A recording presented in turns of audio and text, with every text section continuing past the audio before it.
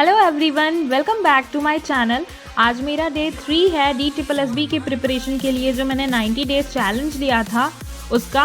And ये challenge basically मैंने इसलिए लिया था ताकि मैं खुद भी मोटिवेट होकर बहुत अच्छे से प्रिपरेशन कर पाऊँ और आप सब भी इंस्पायर हों और अपनी तैयारी बहुत अच्छे से करें। सो मैंने आज के दिन में सबसे पहला जो मेरा स्लॉट है उसमें इंग्लिश को रखा है। एंड जो टॉपिक स्टार्ट हुआ है वो है नाउन। सो बेसिकली मैंने जो CGL का कोर्स लिया था खान सर के ऐप से, तो उसमें मैम ने आज पहला क्लास था जो है उनका, और नाउन स्टार्ट किया उन्होंने। फर्स्ट लेक्चर था, 1.5 घंटे का लेक्चर था।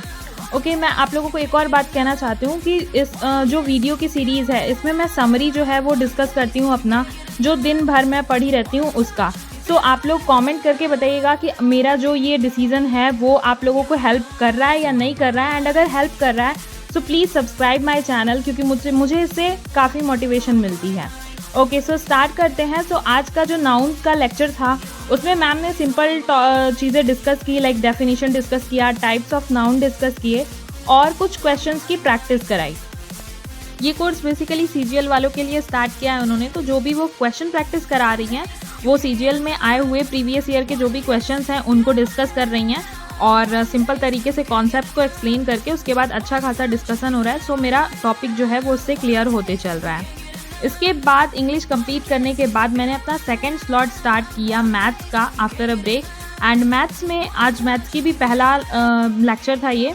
एंड वैदिक मैथ्स सर ने स्टार्ट किया, गौरव सर पढ़ा रहे हैं मैथ्स इसमें।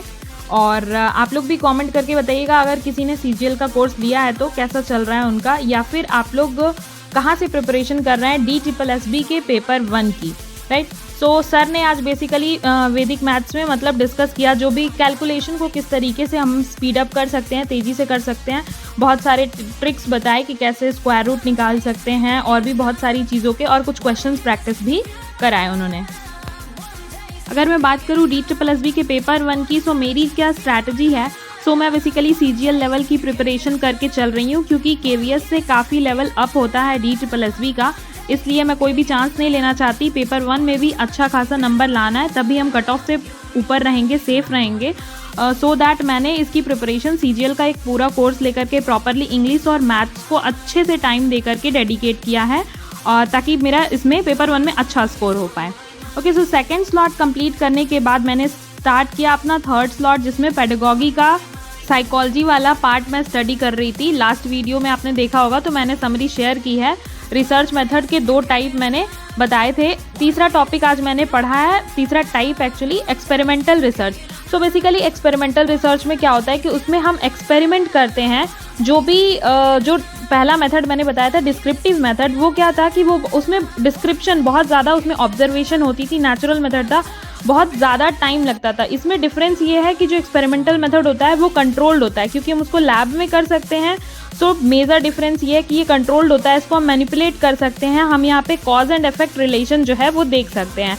अब जैसे बात करें पावलव की थ्योरी हो गई, कोहलर, थॉर्नडाइक, स्किनर, ये जितने लोग भी थे इन्होंने एक्सपेरिमेंट किया था। सो वो आता है एक्सपेरिमेंटल रिसर्च मेथड में। जबकि बात करें पियाजे की तो उनका है डिस्क्रिप्टिव मेथड। उन्होंने पूरा एज के साथ साथ किस तरीके से चीज़ें बढ़ती हैं वो सारा पूरा डिस्क्राइब किया था।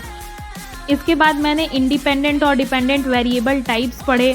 इसके बाद ग्रुप टाइप्स होते हैं। जब एक्सपेरिमेंट करते हैं तो कुछ ग्रुप ऐसे होते हैं जो कंट्रोल्ड होते हैं, कुछ एक्सपेरिमेंटल ग्रुप होते हैं, तो अलग अलग टाइप के ग्रुप टाइप्स भी पढ़े। और इसके अलावा जो भी रिसर्च मेथड थे जो मेन टाइप से हटके, जैसे को रिलेशनल रिसर्च मेथड था, उसके बारे में पढ़ी। सो अगर आप डिटेल में चाहते हैं कि मैं चीज़ों को एक्सप्लेन करूं सो आप कमेंट में बता सकते हैं। सो मैं चीज़ों को और डिटेल में एक्सप्लेन करूंगी। So thank you so much for watching.